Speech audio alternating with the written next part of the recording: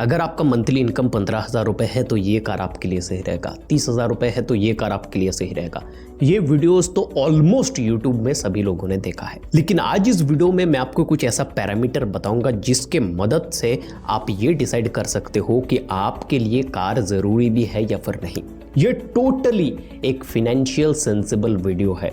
देखिए, अपने दिमाग को खुला रख करके इस वीडियो को देखिए एक बार कार खरीदने से पहले। खरीदना ना खरीदना मैं आपका हाथ जाकर के पकड़ नहीं लूंगा कि ये कार मत खरीदो, वो तो आपका लास्ट कॉल होगा ही। इस वीडियो को एक बार टाइम दे दीजिए, आपके दिमाग में बहुत ज़्यादा क्लियरिटी आने वाला है। सबसे पहली चीज़, आपकी मंथली इनकम कोई भी हो, 15, 20, 30, 25, 50 लाख रुपए। आप अगर एक कार खरीदने के बारे में सोच रहे हो तो सबसे पहले अपने दिमाग में एक चीज़ लाओ कि कार खरीदना चाहता हूँ, बहुत बढ़िया चीज़ है, बिल्कुल खरीदेंगे, लेकिन क्यों खरीदना चाहते हैं। तो 3 रीज़न अगर आपके सामने आ रहे हैं तो बिल्कुल कार को खरीदना बंद कर दीजिए, पोस्टपोन कर दीजिए, कैंसिल कर दीजिए। वो 3 रीज़न क्या है? सबसे पहला रीज़न, सबके पास में गाड़ी है, मेरे पास में भी गाड़ी होना चाहिए। दूसरा रीज़न, अगर हम गाड़ी खरीद लेंगे तो हमारा वैल्यू बढ़ जाएगा, समाज में, सोसाइटी में वैल्यू बढ़ जाएगा गाड़ी खरीदने से। तीसरी चीज़, गाड़ी खरीदने से मेरा रुआब और रुतबा बना रहेगा। हम जब गाड़ी लेकर के निकलेंगे 10 लोग देखेगा, 10 लोग कहेगा अरे बाप रे, ये तो बहुत पैसा छाप रहा है, गाड़ी खरीद रहा है, बहुत बढ़िया चीज़ है। अगर इन तीनों में से कोई एक आपका रीज़न है तो फिर पहले ही गाड़ी लेना बंद कर दिए, कैंसिल कर दिए। क्यों मैं आपको बता रहा हूँ, देखिए, अगर आप इस वीडियो को देख रहे हो तो इसका मतलब आपका बजट लैम्बोर्गिनी और डिफेंडर का नहीं है। आप खरीदोगे एक बजट सेगमेंट की गाड़ी, मैं मान करके चलता हूँ बिलो 10 लाख। तो बिलो 10 लाख की कोई गाड़ी अगर आप खरीदते हो तो सबसे पहली चीज़, वो कोई बहुत बड़ी बात नहीं है बहुत सारे लोगों के लिए। आप खरीद करके लाओगे बलिनो स्विफ्ट, 6 महीने के बाद बगल वाला खरीद करके लाएगा क्रेटा, वो गाड़ी आपकी फीकी हो गई। आज आप नया गाड़ी खरीद करके लाओगे, लोग आपको वाह वाह करेंगे, अरे बाप रे बहुत बढ़िया चीज़ है, बहुत बढ़िया गाड़ी खरीद करके ला, रुआब हो गया, रुतबा हो गया, अरे ये लोग तो बहुत पैसा छाप रहे हैं, बहुत बढ़िया गाड़ी लेकर के आया है।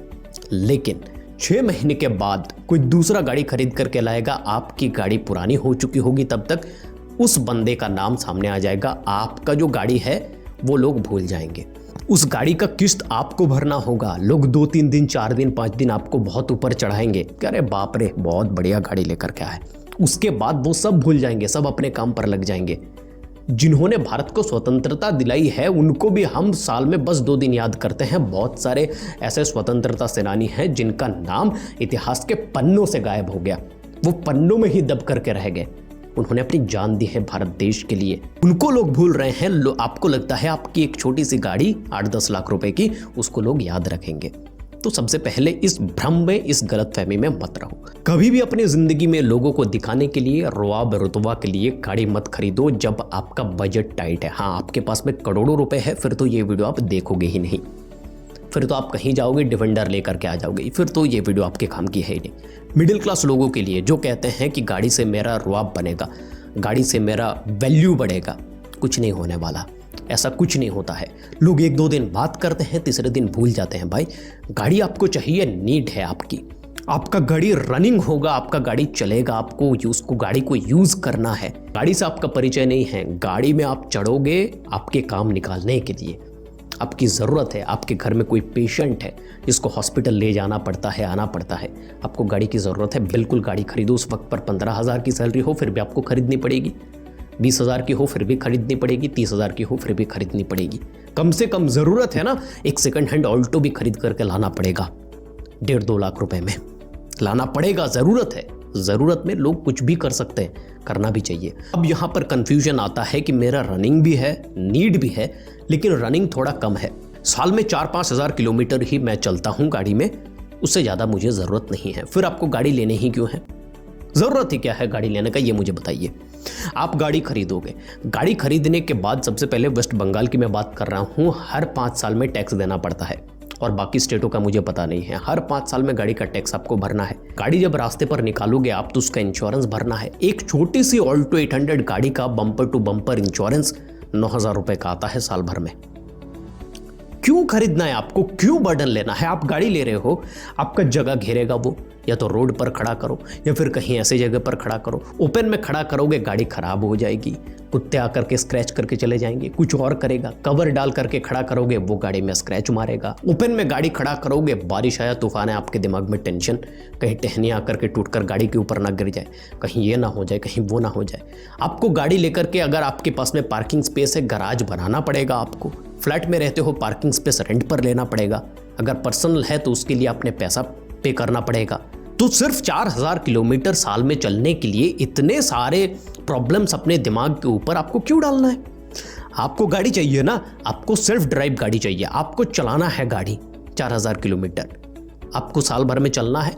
आप जूम कार से गाड़ी रेंट कर लो, 1000 रुपए पर डे में आपको बढ़िया से बढ़िया गाड़ी मिल जाएगा। i20 मिल जाएगा आपको पंच मिल जाएगा 1000 रुपए, 800 रुपए, 1200 रुपए में पर डे के कॉस्ट पर। जाओ 3-4 दिन घूम करके आओ, फिर लोगों की गाड़ी लोगों को वापस कर दो। बस गाड़ी का इंश्योरेंस होगा, कहीं पर ठुका जाता है, कुछ होता है, वो कंपनी समझेगा, इंश्योरेंस कंपनी समझेगा। इसका भी फैसिलिटीज होता है जूम कार में। 200-300 रुपए आप एक्स्ट्रा पे कर दो तो वो पूरा, अगर कुछ भी होता है गाड़ी का तो वो पूरा केयर रखेंगे, आपका टेंशन फ्री।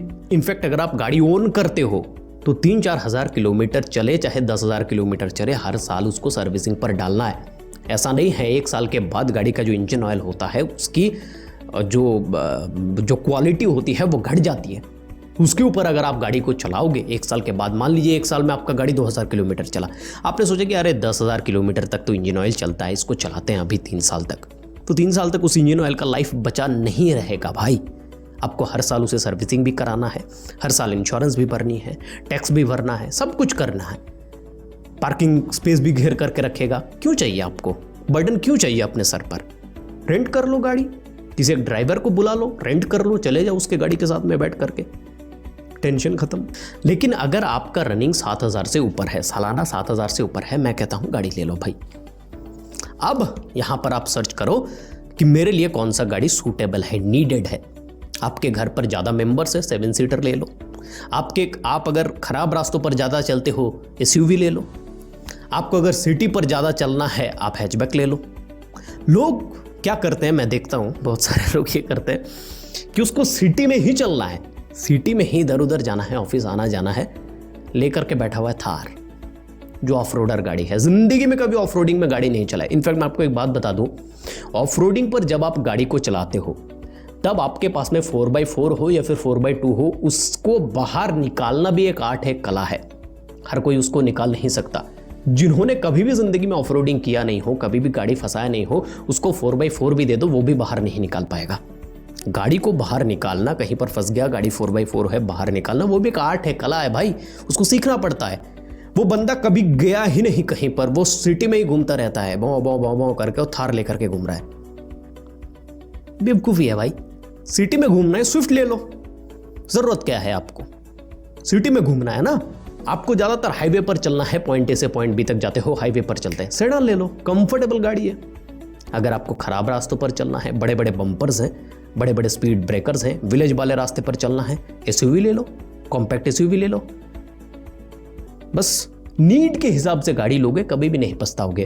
तो मुद्दे की बात यह है, अपनी नीड को समझो। पॉकेट में जब आपका 10 लाख रुपए रहेगा, कहीं पर इन्वेस्टेड रहेगा, वो पैसा आपको पैसा बना करके देगा। 10 लाख रुपए की गाड़ी गराज में सड़ेगा और वो आपके जेब से पैसा और ज़्यादा निकालेगा। तो आपको देखना है कि आपको क्या करना है और किस प्रकार से करना है। फिनेंशियली फ्री होना है आने वाले समय में, या फिर इन्हीं सब चक्करों में बंधे रहना है कि चलना है 3000 किलोमीटर, लेके आए गए थार, पैसा भी ले रहा है, सब कुछ हो रहा है, और हम इसी चक्कर में फंसे हुए हैं कि कहाँ से पैसा आए, कहाँ से पैसा आए। अरे क्यों करना है इतना ज़्यादा। फ्री हो जाओ, फिनेंशियली इन्वेस्ट करो पैसे को, और पैसे से पैसा बनाना सीखो। लास्ट में एक ही बात कहूँगा, आपकी जो मर्जी है वो करो। शौक है, रुआब है, रुतबा है, बिल्कुल जियो, बिल्कुल थार खरीदो, कुछ और गाड़ी खरीदना है खरीदो, लेकिन इस बातों को थोड़ा सा दिमाग में डालो, एक दिन सोच लो, फिर जाकर के अगर दिमाग कहता है, दिल कहता है नहीं चाहिए ही चाहिए, चाहिए ही चाहिए, जाओ खरीदो, बस।